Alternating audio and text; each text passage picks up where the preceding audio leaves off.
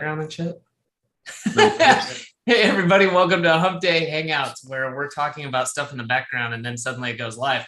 Now, wanted to welcome you to episode 389. Today is the 27th of April, 2022. We are going to get into the questions here in just a minute. What we were talking about was some really exciting stuff that Bradley's been working on. So when we talk to him, I'm going to ask him to explain a little bit more about that. It's not totally ready to be released, but I think Bradley could just talk about it at least and get a little bit out there. I know people were excited about this, but barring that, let's start first with some quick hellos. So Chris, how you doing today, man? A bit tired today.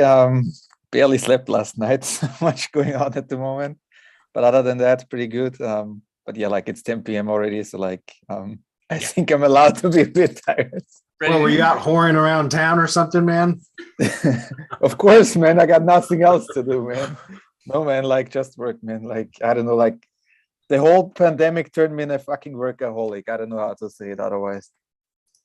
Fair enough. No, I get it. Not a lot of distractions, sometimes not a lot else to do, so kind of sink it into it. Yep. Cool. Well, Bradley, how you doing today? Well, I'm kind of the opposite. I turned back into a workaholic just because my passion for SEO was reignited, and there's nothing I'd rather be doing. I'm not kidding. It's crazy to think that, because I fucking work at least 12 hours a day, mostly 12 days on, and then I take 2 days off when I get my daughter, and then it's usually 12 days on again. And so it's just been kind of a crazy cycle, but I've just been really excited. It's been a crazy year. A lot of my link building business has been growing like crazy. That's what I've been working on a lot lately, was just kind of sales stuff that to take it more public, which I haven't really done yet. Although I had a call yesterday with somebody that was on the Hump Day Hangouts last week, and we mentioned it. Mm-hmm. He signed up for a strategy call with me, and we had a good call yesterday. So what's up, Hector? Just want to say what's up to you, man. So yeah, it's just been really exciting, and it's one of those things where I like to, I get excited about something, and I think most of us are as entrepreneurs have obsessive compulsive tendencies. I don't know about disorder, but at least tendencies, right? And I know that I'm very OC, obsessive compulsive when it comes to stuff that I'm passionate about. And this has been just a crazy time for us at Semantic Mastery. We've gotten really focused, which is fantastic. And because of that, we've got a whole bunch of projects in the work that it's just taking so much time and so much attention, but it's not stuff that I'm happy about and excited about. So it doesn't feel as much like work as it does. It's almost fun. Yeah, man. Flow state. Yeah, definitely. Let's see. How are things going around here? Well, I'm just happy. The sun's out today. For those of you who don't know, I'm in Seattle, and it's been just crazy weather. So it's nice to get some sunshine. I'm going to go out for a nice run in the sun after Hump Day Hangout. So looking forward to that. You know what I didn't do? What's that? Because of the technical glitches, I didn't update the video. Well, let me pop something on the page and let everybody know. I'm gonna do that right now. Wow. Aye. Yeah. We were having issues. I wish I had a little piano or something here. I'd play some standby music. Yeah, elevator music. It's updated now. Sweet. So reload the page, guys. Should be updated now. All right, cool. So I just posted on the page. Sorry about that if you're watching live and getting caught up. Anyways, it happens. So let's keep on going. I wanted to talk real quick, Bradley. I know we're not ready, like I said, for prime time, but was there anything else that you wanted to share with people about the case studies? I think that's really cool that you've got those coming through with the semantic links stuff going on there. Yeah, well, we've got several things going on. Content Kings, which is our content service. It's been slower to launch than we had planned because we're having a whole back end developed, a whole custom back end developed. And we probably should have known, anytime you're ever having software developed, it always takes longer than planned. Always. There's no question. I've never, ever seen a freaking something developed that has ever met, expected timelines. So we got, I think we were a little over optimistic on how soon we could have that done. So that's still what's been kind of holding us back, but that's available. If anybody wants to check it out and wants to purchase content, it's SEO tuned content. So it's a very thorough process that we go through to develop content based on, like, we make the content competitive. We don't sell it based on a number of words. We sell it based on, we're going to produce the content to make it competitive, regardless of what the length is. I think the average, the last time I checked, for the articles that we produce is about 1,800 words. And that's just the average. But sometimes, I mean, some of our link builder, or excuse me, our content customers have purchased for the same price. They buy an article and it ended up being like 2,600 words. And that's just because that's what was required for it to be competitive. So that's one of the things we got going. The other one is, the mastermind. We've got the two big things going on over there. Number one is the Google Business Process SOP. I just did a kind of the next release. I did about a half release update. Like, in other words, we're on release 1.2.1 right now. I was supposed to go to 1.3, but I'm a little overwhelmed with work right now, so I wasn't able to get everything released that I wanted, like all of the training added to it that I wanted. But the SOP is continuing to evolve. I just started the tier 1 link building module, and that's what I partially released that. That's why it's not a full 1.3 release yet. It's 1.2.1, but I added the batch geomap, cloud stack, and the patch.com classified announcement post training to the SOP for that. And it's crazy because we got a lot of members in the mastermind that are working through that. We've got agency owners that are just literally adding, and that's why I developed it. But to go through and just work through the process, you create a workflow from the template. It's in Flowster, which is on our Hump Day Hangouts page. But they just assign a workflow to a location, and you just work your way through it. It's got checklists. It's training, there's links to resources, and there's step-by-step checklists to go through. So you can go through and optimize by following the process exactly the way that I do it. And it's great because I know we've got many members in our group that are actually working their way through that for, multiple locations at a time, which is great. And that's what makes it fantastic, because it's easy to follow. You can always stop at any given time and pick right back up where you left off, and you don't miss anything that way. I know we always think we have it in our head, like, I know what to do.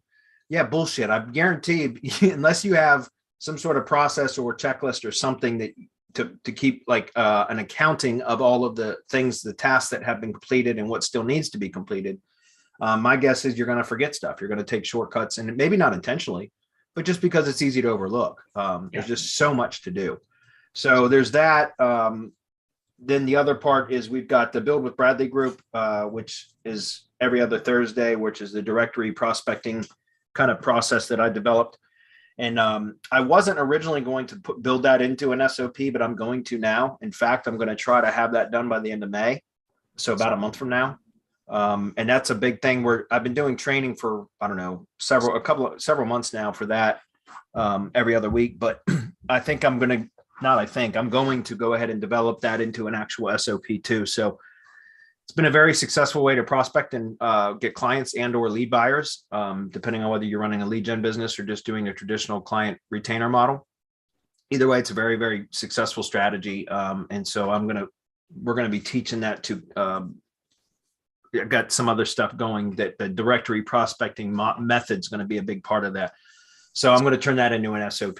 So you guys come join the mastermind is what I'm saying. You can get the Google Business Profile SOP, as well as the Build with Bradley. If anybody needs clients or looking for a way to secure lead buyers, if you've got a lead, if you generate leads, local leads, it's an awesome way to work, and it works great. And we're just now getting into setting up high level and doing the cold prospecting, like the cold email campaigns and all of that. So now would be a really good time if you're in need of clients or lead buyers. Right now would be a really good time to join, because we're just getting started in that. And then lastly, I guess there's two more things. We do have a lot going on. My link building business, like I said, I'm about to take that public. I haven't yet. It's been strictly for the mastermind members. We mentioned it last week, but it's still not 100% ready to launch publicly. It will be within a week though. So I'm actually really looking forward to, we'll talk about it a little bit more maybe next week. Been very, very successful. I've really developed a fantastic strategy for link building that just works incredibly well. And I look at everything in 3-month plans. So it's a 3-month plan to get results. And I've been able to achieve that for just about almost 100% of my customers, not all of them, but almost 100% of them, we've been able to get the desired result within 3 months since I started develop this, and it continues to evolve and get better. So it's semantic links, right? It's semantically relevant link building. And so it just works really, really well in today's environment. And then the last part of that is we've got something else that we've got in beta right now with our mastermind members. That is our signal service, which is awesome. I just talked with a developer again yesterday. We're going to open that back up on June 1st or around that time for another batch of beta testers. We were supposed to only sell 50 locations. We're only supposed to open it for 50. Couldn't shut it down fast enough. Yeah, and we had 61 purchased before I could shut it down. And like on a webinar, there's only 20 people on the damn webinar from the mastermind, and we sold 61 locations and to 17 people. And so we're going to open it back up in June for probably another 100 locations, but probably only to the mastermind. We'll see how it goes. But as soon as, and then once we go through that round, we'll probably be ready around July timeframe or so to be launching it more publicly. But it's not just CTR, click-through rate manipulation. Those are there's lots of services and tools and stuff you can buy or use for that now. This is more than that. If anybody knows what Brock Meisner's course was about, how to rank in Google Maps with data manipulation, that's what we're doing. And it's a semi-automated way. It's not 100%. There are some manual components to it, but it does a lot of things besides just click-through rate manipulation. It engages with Google Maps. It can click driving directions and actually simulate driving to the location, can ask questions, leave reviews, does all kinds of really cool things. And it can move the needle for a Google business asset in a matter of days. I've got proof of that too. So really cool. So anyways, all of that was to say, it's a good time to be in the mastermind. I encourage you to come join us. Sounds good. I think I'm hoping, Alan, if you're watching, you were saying do it about joining the mastermind. That was funny. On the YouTube page, there's just a comment that says do it. And then it says, whoops, sorry about that. So, yeah. And I just want to say too, to follow on to that, just because I was looking at the YouTube, I try to post on there to make sure people head over to Hump Day Hangouts. If you're watching on YouTube, that's great. We love that you're catching the video. But make sure you come over to semanticmastery.com/HDHO and ask your questions there, because we don't always actively monitor the YouTube page while we're doing the live Hump Day Hangout. And that way too, you can ask your questions ahead of time. We just want to make sure that you're don't feel forgotten, but /HDHO is where you go and make sure you get your questions answered. Sweet. Cool. Well, Bradley, I think you covered it, man. I'm not going to top that. I'm looking forward to, being able to share some of the case studies with everyone. So when that's ready, we'll do that. Other than that though, let's get into the questions. Right on. Got the screen. By the way, this is something let's talk about this for a minute real quick. Two things I actually want to talk. They're both Bright Local. Before we get any questions, this would be relevant to all of our audience. So, Adam, I'm going to put this in Slack. Can you shoot this onto the? Oh yeah, no, this is the one you shared with us yesterday, right? Yeah, but I got another one for you too. There's that one, and then there's the one about reviews. Gotcha. This is a consumer survey. So the first one, they're both Bright Local surveys that were done, recently, within the last couple of months. This one was done on March 30th, which is crazy. So this is a new one, but these are great. So let me explain why. I mentioned been working for almost 2 weeks now, about 10 days on the sales collateral for my link building business, because I'm about to launch it or go public with it. So anyway, I've had to do a shit ton of research on, my target market are local SEO agencies and consultants. So you guys are our audience. Essentially, that's it, right? People that are doing local SEO services for others, whether you have an agency or you're kind of a freelance consultant or whatever. That's my target market. Not direct to consumer or direct to business owner, although I guess I could. That's not really what I'm looking for. I'm looking mainly for, clients that have clients, in other words, so they'll bring me multiple locations, right? So part of that, if you guys like, here's a great book, by the way, in case anybody has not, I mean, even if you're not, I don't know if you can see that, but anyways, it's given some weird filter thing, but it's The Ultimate Sales Letter by Dan S. Kennedy. And it's literally for writing a sales letter, like a real, on paper sales letter, direct mail type sales letter. But it's got fantastic, it just helps to write copy. It's a structure, right? It's a formula for developing a customer avatar, and then, learning how to write copy. And he talks about, you don't write a sales letter, you assemble a sales letter, right? You build pieces and components, and then you assemble them into what's called, a sales letter. And so anyways, I've been studying this book and going through the homework and doing all the exercises and everything. And it's just been an enormous amount of work.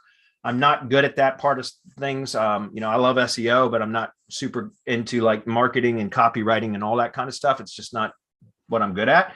So it's been a very tedious process.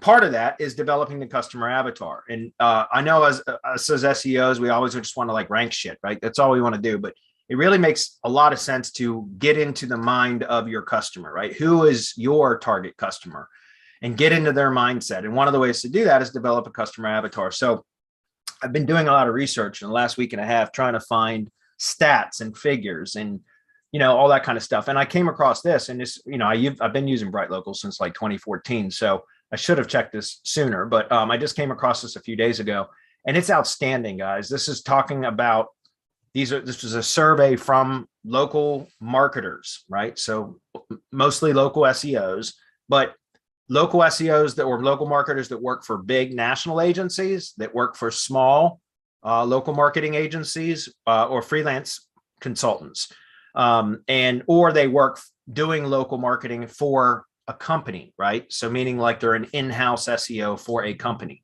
But there's just really good stats in here, and very interesting stuff to go through. And this actually gave me a lot of my, provided me with a lot of the information, the insight, the intel, right? The intelligence that I needed for developing my sales collateral, which is still in progress. But I just thought this was really, really interesting. It's got a lot of really good stats in here, and something that, is really relevant to our audience is, if I can find this real quick, is what the importance of what is the most important to local business owners. And if you see, it's far and away Google Business.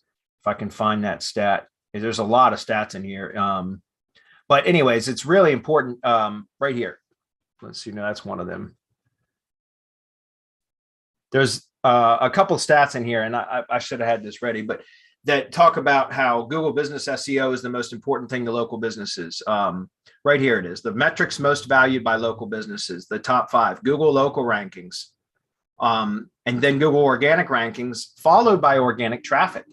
It's kind of interesting, right? Like, it's funny, but we often talk about how it's not the rankings that matter, it's the traffic and the customers and the phone calls that it produces. But what a lot of local businesses are actually, what matters to them is their ranking, right? And maybe it's just a way to quantify like results. I don't know, but it's really interesting. It's showing that the rankings are more important to them than traffic or phone calls. Like phone calls is number 5. Look at that. New leads and inquiries is actually down to like, it's not even, it's like number 6 basically. Does that make sense? So it's showing that Google local rankings, meaning Google Business, Google Maps, is the most important thing to local business owners. Number 2 is organic rankings. Number 3 is traffic, not leads and phone calls, traffic. Interesting, right? So these are all things like, again, it helps me to develop like, okay, how in my sales messaging, like what is my message? Well, focus mostly on Google Business stuff. I kind of knew that anyway, but it's interesting to kind of validate that, right? To see that from, and to change year over year, like how things have changed just from the last year, for example. So I don't know. I just thought this was really interesting. Thought you guys might find that interesting. So, and again, we'll get to questions in just a minute, but I found this to be very valuable. The other thing is, here's another great survey, again, by Bright Local for 2022. And this is a local consumers review survey. And this is talking about the importance of reviews. Prospecting for my tree service agency, my tree service marketing agency around this time, because it's the springtime so generally it's a good time to, because a lot of tree companies are starting to get busy, and it's a good time to prospect and try to sell, marketing services to tree contractors. And I had, for the last year, I spent the entire year prospecting, selling Google Business SEO, or leads, right? Using Google Business to generate leads. And that was my pitch. So that was always my front end offer. And my bottom line, my minimum retainer fee to do Google Business SEO is $850. That's like my starting point. And then it goes up from there depending on a lot of variables. But my bottom line is $850 a month to do just Google Business SEO. That's not WordPress stuff, nothing else. Anyway, all of that to tell you that, it's still a hard sell, right? Even though it's valuable, and even tree contractors, which aren't very technologically savvy, they generally understand that that's a very important part of getting leads and helping their business. But coming out of the gate with an $850 a month offer is difficult for a lot of contractors to swallow. And I know that's on the low end. If you go back to that other survey I was just showing you, like the average monthly retainer client is $1,500. It's just over $1,500. That's the average monthly local business retainer client. Like, that's their retainer fee on a monthly basis. So I know I'm on the low end of that, and it's still a hard sell. I mean, I managed to make quite a few sales last year. I always do. But it's still a hard sale. So I was going to switch my strategy. And the only reason I'm not prospecting now for tree contractors is because I'm working on growing my link building business. That turned out to be fun. and I like it. And it's been producing well for me. So my focus has shifted away from my local agency and more towards my white label link building agency. But if I were going to be prospecting for tree contractors, local businesses this year for my agency, I would be probably targeting reviews, like, in other words, selling reputation building, or as my front end service for $100 a month, right? Because it's a much easier sale. It's so much easier to sell $100 a month service and start producing a return for that customer, that client, by improving their reputation right off the bat. Like, again, I use High Level, and I bought what's called GHL Smart Reviews, which stands for Go High Level Smart Reviews. It was an add-on developed by some other developer that I paid $600 one time, but it's a whole review generating system that just piggybacks on the High Level, and it works fantastically well. I've got it set up for 2 of my clients right now, and it's just like autopilot. It just builds their reputation. It's a great thing, and it doesn't cost anything extra. I paid $600 one time, and it just plugs in or adds on the High Level, which I pay for monthly anyway. So it doesn't cost any more money. I can have, unlimited amount of clients. So my point was, I was going to sell access or a sub account in High Level with the review generating service for $100 a month, right? And that's like, how it's a no-brainer, right? And I can get results very quickly in building reputation, but also, guys, reviews matter. Like, they matter for ranking in Google Business too. It's becoming more of a factor. And I've proven that in the last 6 months over and over again, through my own testing and also with clients. And so this survey here has got some really good insights, guys, as to why this might be one of the best kind of front end offers that you can use to get your foot in the door, close clients, very low cost, right? So it's easy to say yes to, because it's easy to say no to $850 a month or $1,000 a month or $1,500 a month, as the average retainer client pays, right? It's $1,500 a month. It's easy to say no to that, but it's not, it's $100 a month is easy to say yes to, right? So, and you could sell it. We've got people in our mastermind that's all they do is reviews, and they pay, they charge $200 a month. So whatever you feel would be reasonable. But for me, it was $100 would be what I would be offering a month just to do the reputation building. And then once I start developing a relationship with that client for $100 a month, showing them that I can get them reviews, which produces, that's the result, very, very quickly for them, then I could always upsell them. Once I've established some trust, right? Upsell them on $850 a month as a starting line for Google Business SEO. Does that make sense? So my point is, like, if I were going to be doing pitching for, or prospecting for agency clients, which I'm not right now, this was just kind of like validation that, because I was planning on doing that anyways, was switching over to reviews as the front end offer. And this really validated that. This shows that how important reviews are to local consumers. And so this is actually a really good opportunity for those of you that would be considering this, to use a lot of the stats that you could pull right out of here into your pitch deck, right? Into your slides or whatever, into your pitch that you use when prospecting and trying to sell local clients. So do you guys want to add on to that at all? I mean, I didn't mean to spend so much time on it, but I thought these were both really valuable for our audience. I mean, I don't need to. I agree. I think, like you said, this isn't your forte, what you thought you wanted to be spending your time on, but, absorbing some of this information and really kind of keeping on top of that, keeping who everyone is, what their interests, what's going on in the industry, on both sides of it is super valuable information and worth at least just reading this stuff. Yeah. Yeah, I mean, look at that, because that's my industry, right? Home service area businesses and tradespeople, right? Or tradespersons, tradesmen. Can't say that anymore. Anyways, 84%, like which business types do consumers pay the most attention to reviews for? I mean, and that's right up my alley. I've been doing contractor type SEO services for my entire career. And it shows 84%.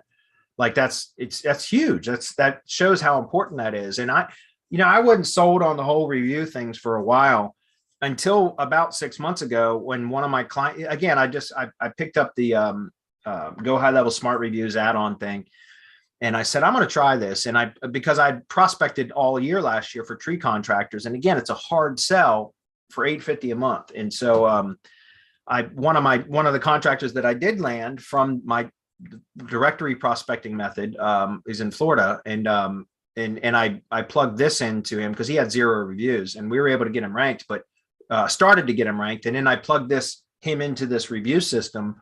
And within the first week, we had generated, I think, 6 reviews out of like 10 requests. So it was like a 60% response rate where they actually left a review, and his maps profile just exploded. It went from, a little bit of green with some yellow and then, some red around the edges of the maps grid to just fully green across a pretty large area in a matter of 2 weeks and it was like the only thing I can attribute it to, or the biggest thing I can attribute it to is the reviews, just getting reviews from local customers. Like all at once, we just started getting reviews in, and they were all real valid reviews. You know what I mean? So that's when I was sold on it. I was like, okay, man, there's really something here. So I've started messing with doing that some more. And that's part of what our Google Business Engagement, our what I call GB Signals service it does, is in part of that. So anyway, I'm going to move on. I just thought you guys might find some of that interesting. All right, now we'll get into questions. Sorry for taking too long. Where do we start? Oops, sorry, I was muted. It is, now I've scrolled off the page because I was posting links. There we go. It's looks like BB. So this one right here? Yeah, the retargeting. Yep, there you go. BB, what's up, man? He says, hey guys, number one, is retargeting cheaper on display network than search network when we know the user searches for money keywords? Is retargeting cheaper in general? Yes, it is. And display network is way cheaper than search ads, number one. And retargeting in Google display network is called remarketing. Retargeting is a Facebook term. In Google, it's remarketing, and that's all I do. So I always call it remarketing. But yeah, it's cheaper than cold ads or cold traffic ads, right? Remarketing is cheaper than cold traffic because it's returning traffic. So the way I look at it is, if you're running display network ads, you pay for the cold click, right? Which is when an ad is being served to somebody that has never engaged or been exposed to the brand before, and then they click the ad. So you pay a higher fee for that cold click. But when they land on the asset that you direct them to from that click, then they get cookied, and then they're on a remarketing list. So now the follow-up ads are cheaper. If they click on it again, it's much, much cheaper. So, but yeah, display network ads are I use them. It's pretty much standard operating procedure for retainer clients. Because we put a remarketing, we use Google Tag Manager and put the remarketing tag on their sites and anything that we can add the tag to. And then anytime a customer or somebody lands on any one of their digital assets, they get cookied, and then we remarket to them. And it's good for SEO too. I mean, we run cold traffic campaigns because it also helps with click-through rate. Those are CTR, those are great signals. And we talk about manipulating CTR signals all the time using tools and apps like the one that we're developing. But you still can't beat paid traffic because those are known, like from the display network, right? Google's display network, because those are known Google users, like real, verifiable, validated Google users. And so when you're buying traffic directly from Google, you're buying Google users within a set geographic area that are, and depending on how you do your audience targeting, you can set up, what they call in-market audiences or life event audience, or they call custom segments. Which you can develop your own kind of bucket of customers that have that are likely in the market for the products or services that you're promoting. So all of those clicks that you can buy with cold traffic display network ads actually help SEO. And I know people have said for years that Google's claimed that when you advertise on Google, it does not help search SEO, right? But that's bullshit. And I've proven that over and over in the mastermind. I've done case studies on that, where in just a matter of days, you can see results if you use Google display network ads for click-through rate. And it's not really manipulation at that point. You can't, what's interesting too, by the way, and I know it's a little bit of an aside, but we see this over and over again. And if any of you guys are in any of the click-through rate tools or apps, Facebook groups, I'm sure that many of you have probably asked the same damn question yourself. Like, how many searching clicks should I do? Right? That question comes up countless times every week. And whenever you're manipulating those signals using a tool or an app, you have to set the volume, right? The number of searches and clicks and all of that. And so that question comes up over and over and over again. How many searches and clicks should I send to my app, for how many keywords and how many clicks and all that? When you're doing it with Google Ads, you don't have to worry about any of that. You control how many clicks based on your budget, but it doesn't matter if it's way over and above what the searching click volume is, because it's direct clicks, direct traffic to the assets that you point them to. And by the way, you can send cold traffic clicks to the Google Business map URL, or to a Google Business post URL, or to the Google Business website, right? You can send it to a damn search query, right? Like, in other words, and here I can demonstrate this. What's really interesting is, and we'll see if I don't know if Semantic Mastery is still popping a knowledge panel, but you can send traffic to an actual search query page, it's crazy. Those are good signals, because especially if it's a branded search query. Let's see, I wonder if that's going to show. Okay, there we go. So if we take this URL here, guys, now you see how everything on this page is about semantic mastery. Does that make sense? This entire page is about semantic mastery. So you can take this search query URL here. I'm going to manipulate this a little bit. We don't usually do tutorials like this on Hump Day Hangouts, but it's a good question, BB. So I'm going to share some of this with you guys. All right, so you can strip this all the way down to just the search query, which is going to be that right there. Okay, and now that's a search query keyword or URL, I should say, that if we go visit that, okay, it's not popping the knowledge panel. I'd have to play with it a little bit more to get the actual right query, but that's basically everything on this page is branded. Does that make sense? And so this is a really good signal too, because you can send clicks to that URL. Yes, you can buy ads, right? You can set up an ad campaign that send clicks to a google.com search query, right? And so the point is, if you're doing targeting, like, these are good signals, because that acts as, when somebody clicks on an ad and it causes the browser to load this type of a search query string, that's like a search for the branded name. So that's what you call a navigational search query, right? A branded search. And those are great signals for SEO. In fact, branded searches are more powerful than keyword search and clicks, in my opinion, because it adds what they call site weight, right? It adds weight to the entity, the branded entity, and that makes it stronger. Navigational search queries or branded searches are very, very, very powerful for SEO because it's telling Google that the brand is popular enough that it's getting search for as the brand name. People are seeking that company out by name as opposed to just doing a generic keyword search and then happening upon the company. Does that make sense? So these are actually really good signals that you can manipulate with cold traffic clicks from the display network. And those, again, you're buying traffic from Google users, right? So they're verified profiles that from directly from Google. So if you're doing it for local, think about how you can manipulate that with IP clicks that are all within a specific geographic area, right? And if it's from an audience that either what I call a stock audience, like a predefined audience, like an in-market audience, or they call it a segment now, an in-market segment, or a in-life or life event segment, where you can create what they call a custom segment, which you can develop that through keywords and such. But those are known Google users that are likely in the market. For example, the in-market segment is likely in the market for that product or service. And you define that as the audience targeting, as well as the specific geographic areas. And then you send them to a branded search query click like this, where if they're really in the market for that and the product or service that you're promoting can satisfy their need, then if they land on a branded search query, they're going to, first of all, it's a great signal, just that click period, because it's like a branded search. It's what it mimics a branded search, but then they are likely going to click through to one of these assets, and then boom, that's another click-through signal from Google search. Does that make sense?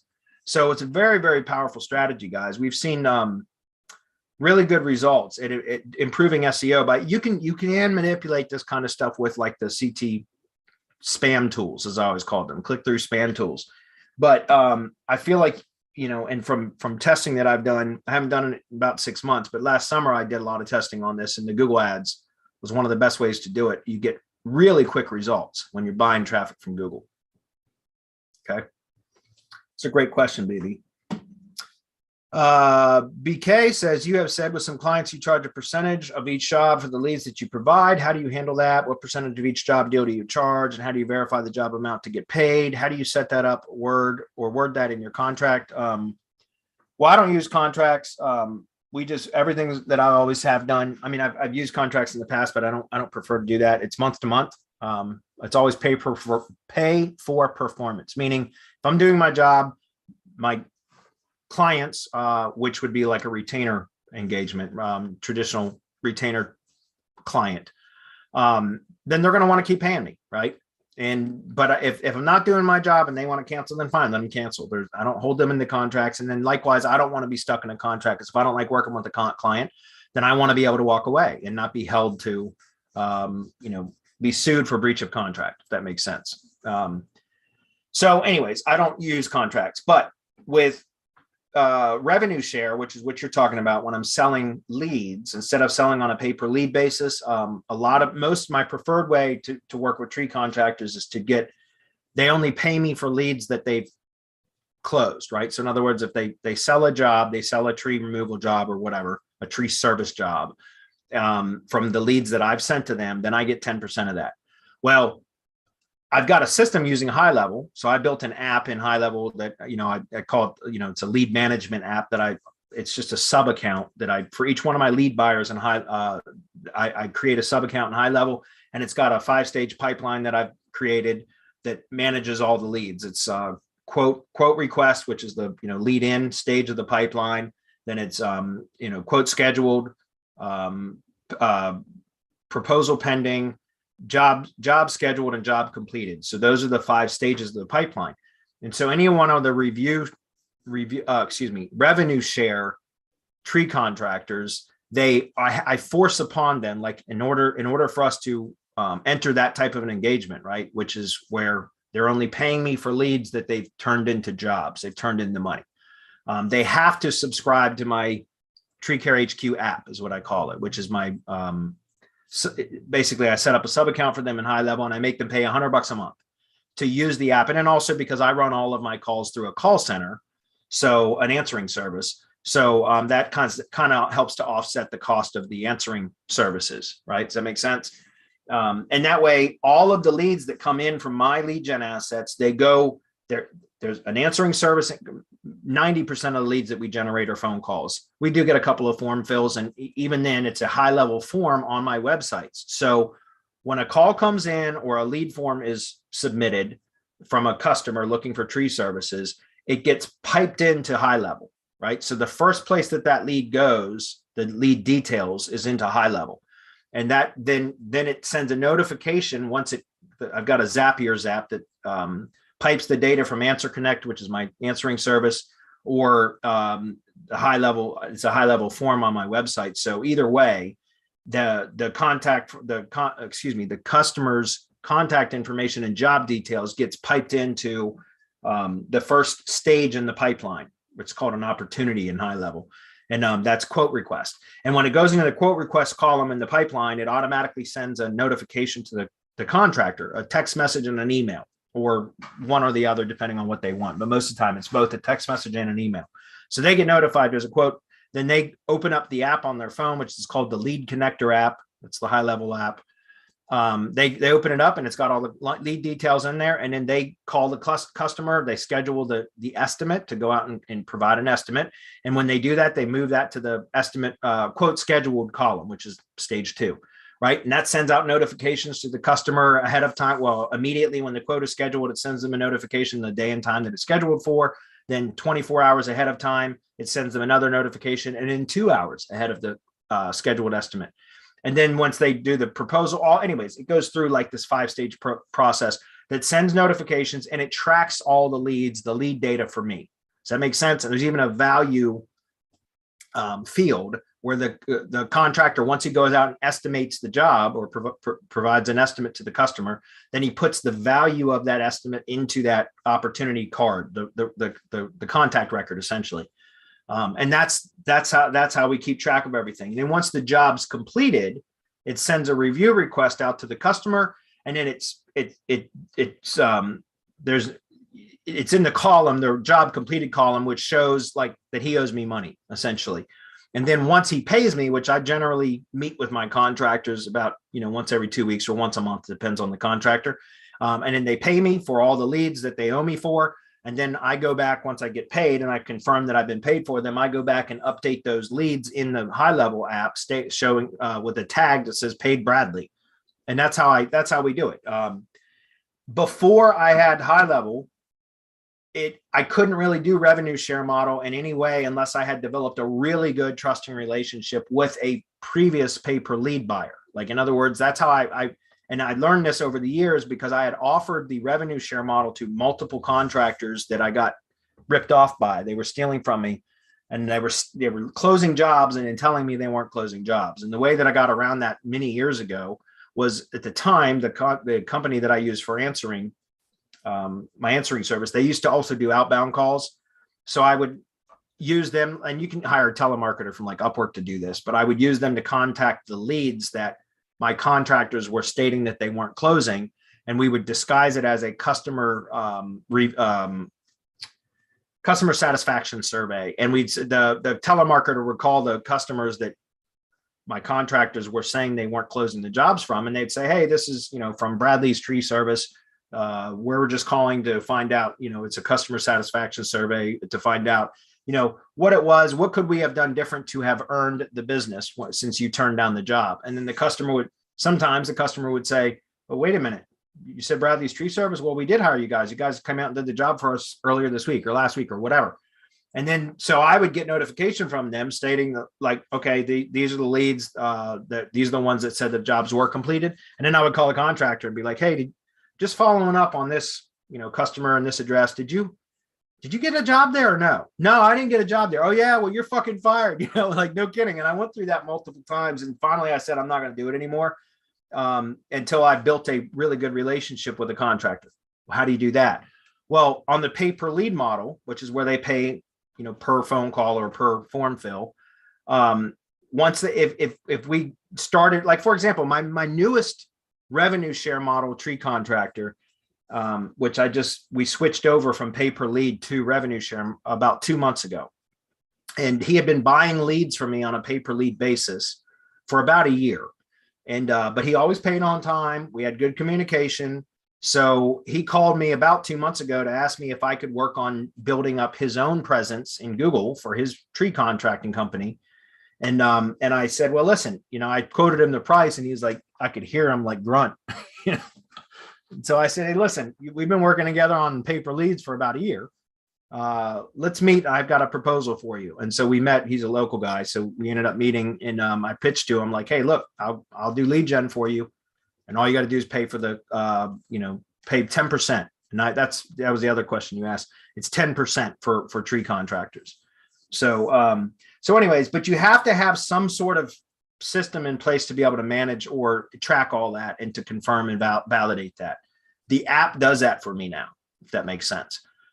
Before the app, like I said, the only way that I was able to do it without getting taken was to wait until I had established a good working relationship, a trusting relationship with a contractor that over many months of them paying on the pay per lead basis, and then having good communication, always paying on time, no issues, no problems. Then I could offer that to them as an alternative.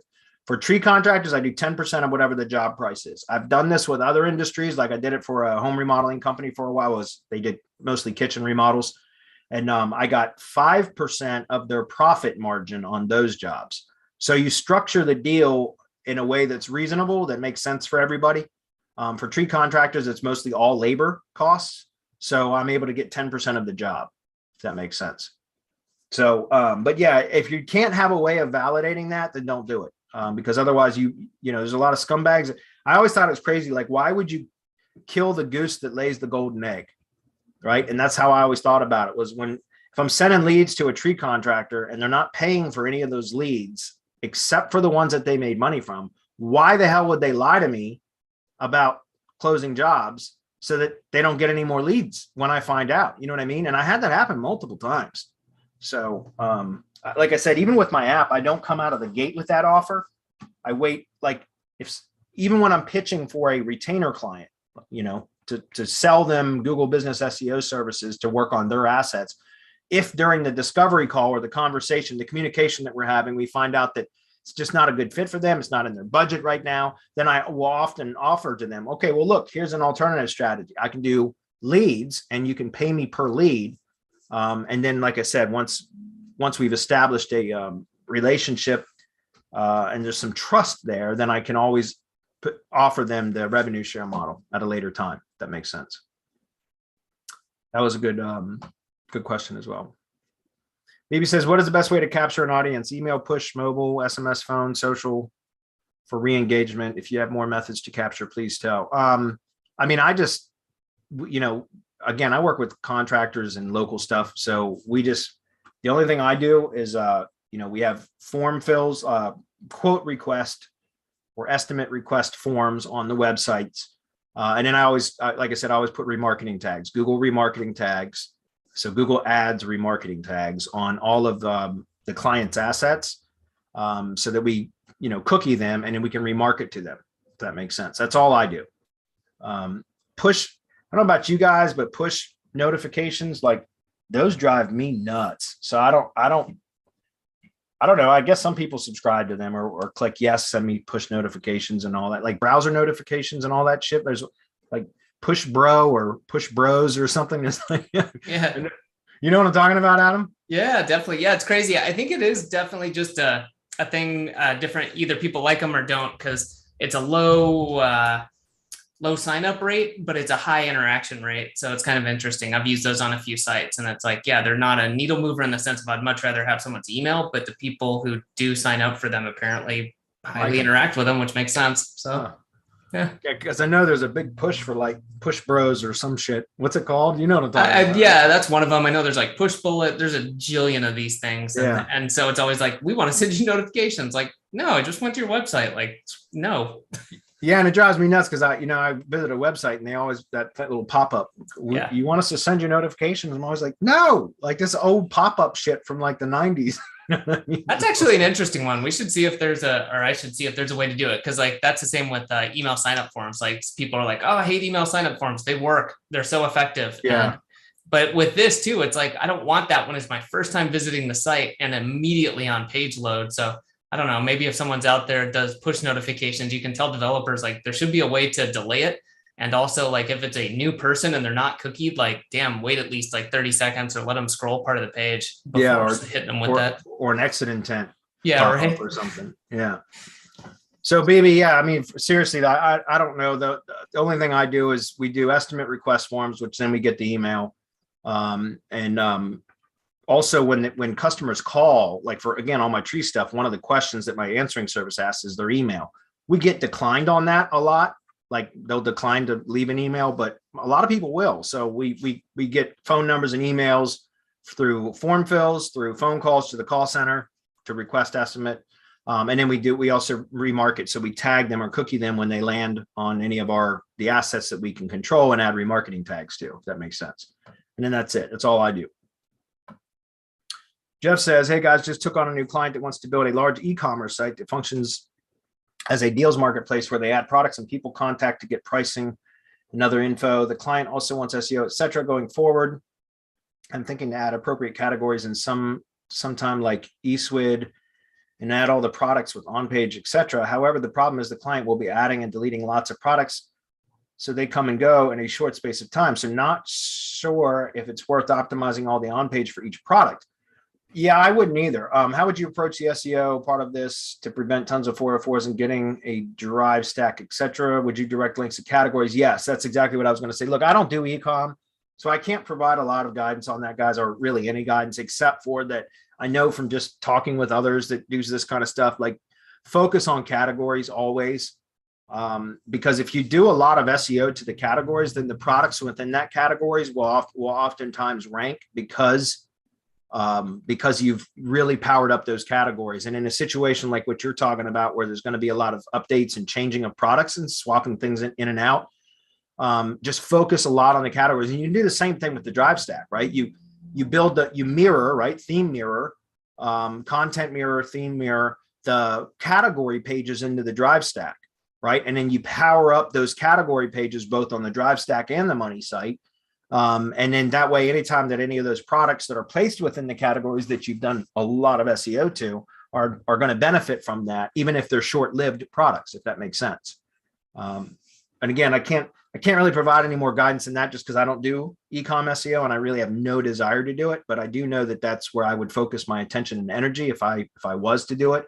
It would be on the the brand itself and in the product categories. Okay. And thank you for that. He said, thanks on the new link building service. Appreciate that. Kumar says, is it possible to embed a knowledge graph panel directly from search results into our own website? No, there's an iframe breaker in that. Like if we go back to this one, and by the way, you guys know about Plepper tools, right? So that's pretty cool because that's Google Maps. Well, here we go. Like here's my I got a Google Maps, Google Business profile for semantic links, my link building business. I had another company set this up because you can't really video verify this. So I paid a company to have this done. So I have no control over this. I'm not even at it as a manager, but I have a Google Business profile now. And I did that for a reason, so I could get reviews, real reviews, and post them in my sales page. Anyway, this is the Plepper Tools Chrome extension. It's free. And you'll see that it gives you the knowledge graph ID right here. Does that make sense? And so this is the knowledge graph ID. So if I were to click this, copy that link address, and we'll go view this, I'm getting to a point here, I promise. You'll see that this is just the knowledge panel. And the knowledge, does that make sense? All this is the knowledge panel for semantic links, right? So if we were to take this URL though, and we were to try to go to like iframe generator, and we say preview, see it's broken. Google's search has an iframe breaker on it, what they call, I think an X-frame is what they call that, which is an iframe breaker. So you can't embed that, okay? That was a good question though. But yeah, Plepper Tools, guys. That's it's a free Chrome or Chrome extension or plugin or whatever you call it, and it pops this information over here and it gives you the knowledge graph ID, or another term for that is the MRE ID, Machine Readable Entity ID, and it gives it to you right there. And it's in link form. It doesn't look like it there, but like if we just click open link in new tab, you'll see it pops just the knowledge panel. All right, next. Ben says, and we're going to run out of times because I think we're doing pretty good. So Ben says, hey, Jess, is it okay to buy an expired domain that passes spam checks but is not indexed? Like if site domain? Yes, Ben, of course it is. Because the thing is, if it's expired, it depends on how long ago it expired. Like if it was just dropped, if it had just expired and there's nothing in the index, then that's a sign that there was an issue. It could have been de-indexed, and that might have been why it was dropped or lit to expire, right? But if it's been expired for a while, like a lot, probably 90% of the domains that I purchase or my team purchases for my link building business, which that's entirely what we do now, is find expired domains and the appropriate, they were topically relevant to the intended targets, and we buy them. We do spam checking. We check all the metrics. As long as everything checks out, then we buy them. We put new sites up on them that are, and again, in the same sort of topical category and everything else. So about 90%, probably more than that, of the domains that we buy are not indexed because they've been expired for some time.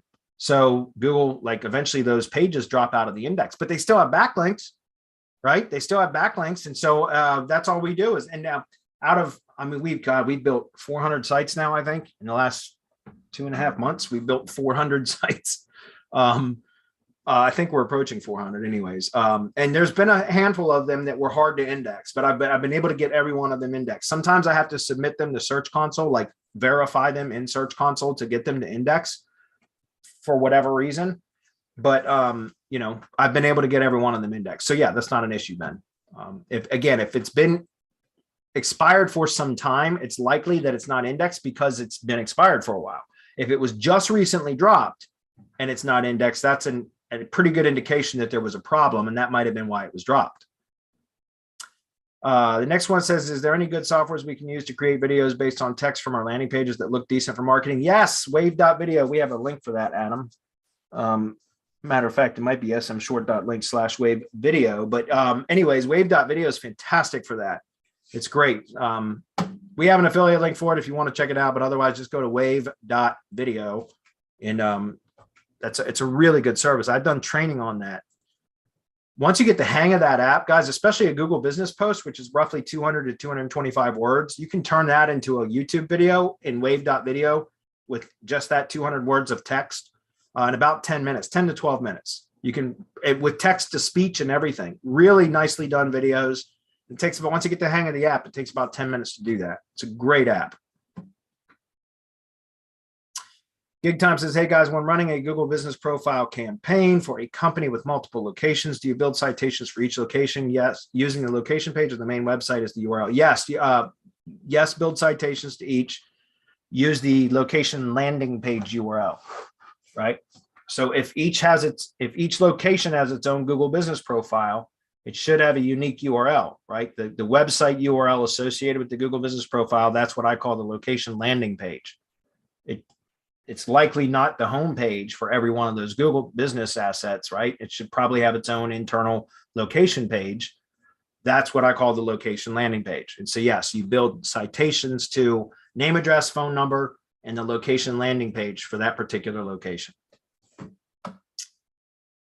Okay, we're almost done. AJ says, so if you have a client with multiple locations, but you're using the same website with different location pages, should you do separate Web 2.0s and separate drive stacks for each location? The locations do have separate GBPs. It's funny, I had the same damn question in the mastermind this morning. No kidding. So anyway, it depends. You can do it either way. The way that I prefer to do it for multi-location businesses is to do one branded Web 2.0 network for the main brand. It's not location specific. And in one Google G site. So G site and drive stack for the brand. It's not optimized for any particular location. And then once I get those back, then I like to build location pages like as inner pages, right? So pages on the G site for each location. I mirror the same structure as the money site. That's, again, we call it theme mirroring. We've been talking about that for years. So I like to just do a branded Web 2.0 network and drive stack, G site and drive stack, right? It's not location specific. And then once I get that back, then I build internal pages that are location landing pages, right? So it mirrors the same structure as the money site. And that's how I like to do it, because then you only have to power up one. You've got one G site that you can build links to and really power that son of a bitch up. So every time that you have another location, you just add a new location page to that site. It's automatically going to benefit from all the authority you've driven into it. You can do it the other way around, but where you have a separate drive stack and Web 2.0 network and everything for each location, but I don't prefer to do that. I like to accumulate all that power into one asset, the G site drive stack, one Web 2.0 branded network, that kind of stuff. So, but you can do it either way. And again, I just answered this question in the mastermind this morning. Would you set a minimum of reviews for that? I'm not sure what you mean for that. How much do you charge your tree customers for pay per lead? It depends if it's tree customers. And we're going to wrap it up, guys. I know we're about a minute over. It depends on if I'm selling the leads exclusively or if they're being sold more than once. If I'm selling a lead, at the most, I will sell a lead 3 times, and the contractors are aware of that. Because I give them the option, like, look, I'll sell in Virginia, where most of my tree contractors and lead gen assets are, I sell them for $25 per call, but they get sold 3 times. They up to 3 times, not always. A lot of the times that lead only gets sold once or maybe twice. Very rarely does a lead get sold 3 times, but I charge $25 per call per lead if they're not exclusive, right? And again, my contractors are aware of that. So my goal is to try to generate $75 per call, but oftentimes it's 50. Sometimes it's 25. It's rarely that I get $75 per lead. If it's exclusive, then I charge double. So I charge $50 per lead. If and that's one of the things that we have when I talk about when I talk to a contractor on leads. I give them that option. Look, I'm going to sell you leads at $25, but they can be sold. They're not. And I explain to them what I just said to you is I tell them, like, hey, there's other tree contractors that are have access to the same pool of leads that you do, and the lead can be sold up to 3 times, never more than 3 times. Doesn't mean they always will be, but if you want exclusive leads, then I'm going to charge you $50 per lead. Which one do you prefer? And I let them decide. And if they select exclusive leads, then I carve out a particular area for them. And then now all those leads go directly to them and not into the pool of leads that the rest of the contractors pick from, if that makes sense. So it's $25 or $50 if it's exclusive. And that's a little on the low end, and I know, but I've got a lot of assets. So, okay, last one. AJ says, Mint, when you're offering the review building, are you setting a minimum of reviews that you'll produce? No, I mean, I haven't yet. I just, for $100 a month, I'm not promising them much, but except that as long as they provide the name and phone number of their customers, which for tree guys, it's very difficult for them to get email addresses from their customers, but they get names and phone numbers because they're always communicating with their customers anyway. So as long as they give me the name and the phone number, that's all we need to get reviews. And generally that works just fine for $100 a month. If I was charging more, like $200 a month, maybe I would have some sort of a minimum that I would promise. But remember that it takes work on their part too, because they have to produce the customer information. Some of my contractors, I have to stay on top of them often. Like, hey, don't forget, send me your customers list from the last week or the last 2 weeks or whatever. So, all right, guys, we're a little bit over. Thanks, guys, for hanging out. We'll see you all next week. Bye, everyone.